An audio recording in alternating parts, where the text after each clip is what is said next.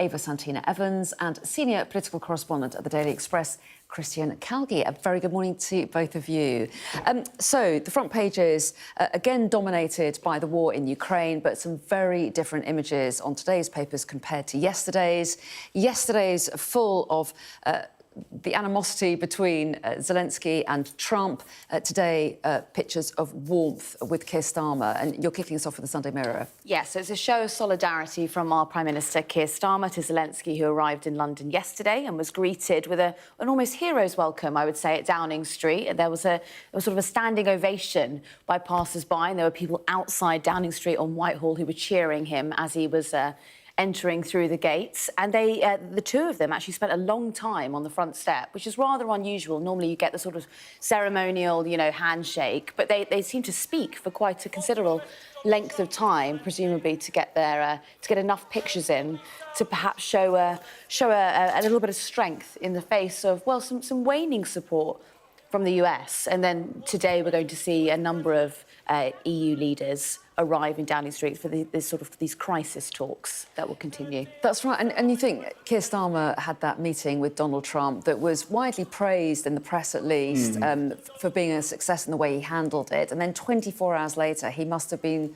watching with a certain amount of horror at the scenes in the White House with President Zelensky. So now how does that affect his role? I mean, he's still seeing himself as a bridge maker and a peacemaker, isn't he? Yes, as I think most prime ministers always have between the European Union and between America.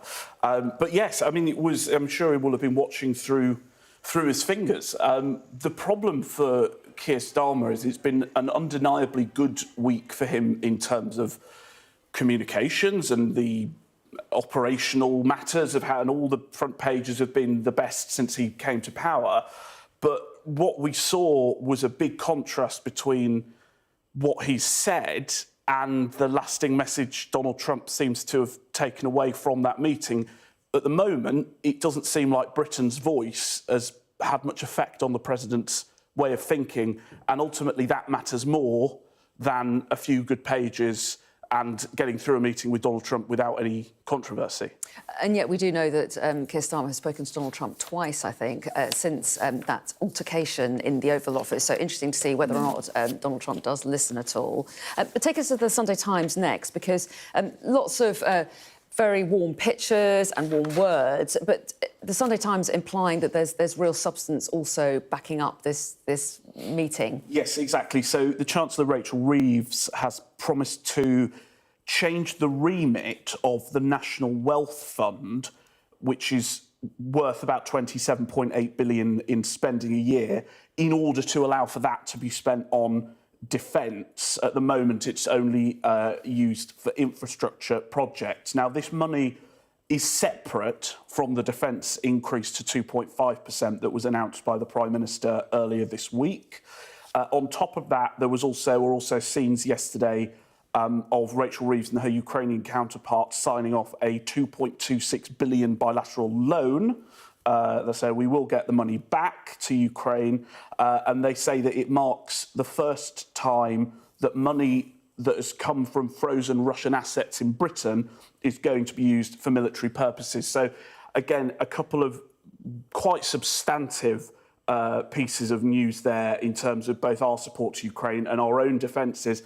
And I think it underlined, it just feels like at the moment we're living in fast forward, times 2, times 4 speed, at the rapidity by which European conversations about defence are having, now that it appears that the United States is not the reliable ally that we've taken for granted for so many decades. Well, that's right. And Rachel Reeves has been under so much pressure to find money for public services, and lots of speculation over whether she might be forced to raise taxes, for example. Do you think that this will go down well, the way that she's found the money for defence? I mean, I think it's a difficult decision, isn't it? You're sort of walking a tightrope there by, pulling money out of the National Wealth Fund, which is meant to go for local infrastructure. The Labour government, when they came into power, they promised change. And, at the end of these 4 or 5 years, we might see, well, what they weren't expecting was a different world order, right? That might be the change, rather than this sort of growth in the economy and also, rapid change, improvements to local infrastructure. So, I mean, it is an incredible gamble. But at the moment, what on earth are they meant to do? You're seeing the US pull out of their support. This backstop that Starmer was relying on doesn't feel like it's going to be there any longer. You've also got, there are significant portions of the EU that doesn't have, a lot of money. So the cash has got to be found. And unfortunately, it's going to be the people in the UK who suffer.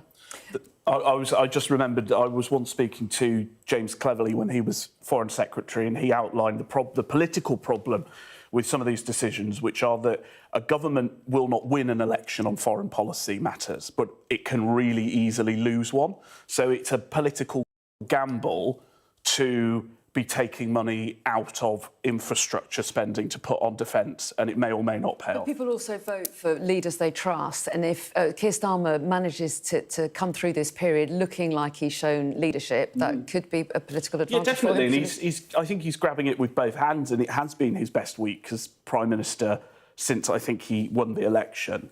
And I think people... there's really? I do. I wasn't so sure about that display in the Oval Office. I don't quite think he came away with, quite as much as the papers suggested. Maybe the that bar he did. was low for Keir, but I think the letter from the King was a very, very deft move. The talk of a trade deal will have cheered them up, Yeah. but as you say, it's not substance, is it? It's just talk at the moment. No, it was a lot of praise. I mean, the praise was for, Keir Starmer's wife, and the praise was for his accent. There wasn't actually any proper concrete talk about what was going to happen in Ukraine, and this backstop that Starmer was so desperate to secure wasn't secured during that meeting. No, that's true, although he did say that he believed in Article 5, this all for one, one for all. Well, the problem with Donald Trump is that he says one thing one day and one thing the next, and you sort of need to get to say it repeatedly before you know that it's, not just a one-off comment at a press conference.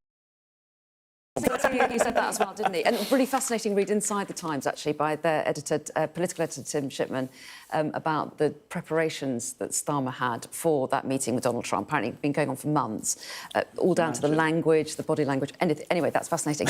But let's move on. We'll talk about that another hour, maybe. On the front of the Observer, we've talked about the sort of the substance in terms of money.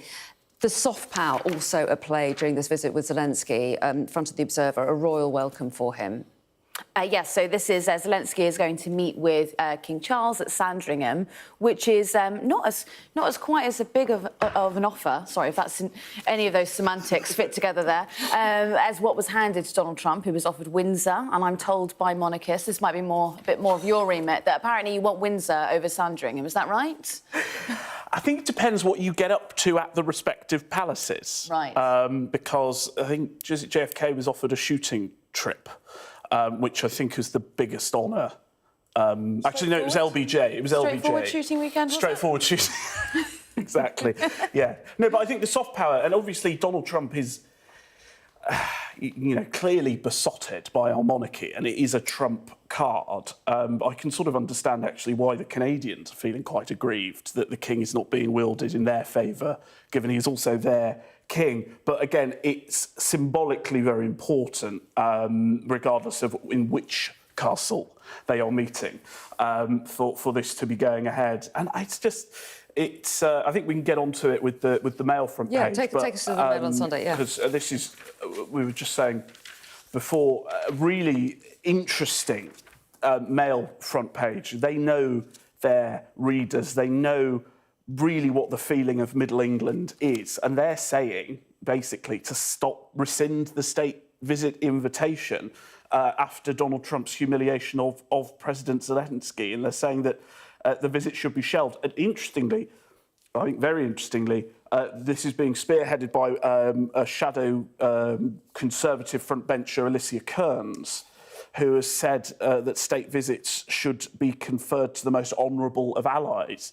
And the reason I think that her comment is particularly interesting is I think the Tories now see Trump as a major issue for Farage, and they're trying to prise that wedge open as a way of explaining what is different about the Conservatives to reform and peel off voters on that issue.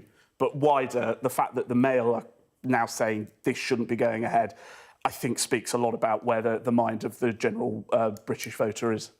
Reform, of course, sort of slipping into that almost MAGA, the Make America Great Again way of thinking, which is perhaps we shouldn't be funding the war in Ukraine or supplying quite as much aid as we have been supplying. They're sort of on the J.D. Vance spectrum of thinking, I suppose, about the war. But what's interesting as well about King Charles, of course, he broke out of his apolitical shackles in 2014 when Putin invaded the Crimea, and I believe he compared Putin to oh God, I don't want to say in case he didn't. He did compare him to Adolf Hitler, I think, at the time, or said that he had some Nazi tendencies. And at the time, the Foreign Office had to sort of cover up for what King Charles had said and done. So, you know, he is rather involved in the conflict, and you can imagine going off of that comment that he would want to welcome someone like Zelensky into Sandringham. I'm just going to pause just for a second because we've just got a little bit of breaking news coming into us via the Reuters news agency saying that Israel is saying that it has ceased entry of humanitarian aid into Gaza. No more detail of that as yet, simply that one line saying that Israel has ceased entry of humanitarian aid into Gaza, entry of all goods and supplies. We'll follow up on that and bring you more detail just as soon as it comes in. But let's go back to the papers. Take us on to the Sunday Express now. They really focus on today's summit. And we've heard about what Britain is sort of bringing to the table, if you like, but there's a real sense that Keir Starmer will want his European counterparts to also obviously give words of support, but also give substance too. Yeah, exactly. And I think where people should concede that Donald Trump is right, even if he doesn't express himself in the most diplomatic terms, is that Europe has been freeloading on America's military power for too long, and it is time to step up. I read a fascinating statistic that if every NATO member other than the United States doubled their military spending, America would still comprise over 50% of NATO military spending. And, you know, there have been very warm words for President Zelensky following his showdown with Donald Trump, but many European countries are not pulling their weight. And so that is going to be partly what today's summit is going to be about. I think there's about 16, 17 European leaders heading to London this morning for talks on security and on getting peace in Ukraine. And I think my inference from the briefing that we had with the PM's deputy spokesperson on Friday is that he is really hoping for some spending pledges following this summit. Yeah, you can imagine that the phones have been worked this weekend ahead of the meeting so that something concrete can be announced, you'd assume. Which ties into what Kemi Badenoch has written on the front of the Telegraph today. Yeah, very briefly, we've only got 10 seconds. She's argued for an increase in spending up to 3% of GDP, and she'd like to see that very rapidly. But I can't imagine that's going to come in the coming days. No. Yes, well, let's wait and see. Who knows? Strange times indeed. Good stuff. We're out of time, but we'll see you again the next hour. Thanks both very much indeed.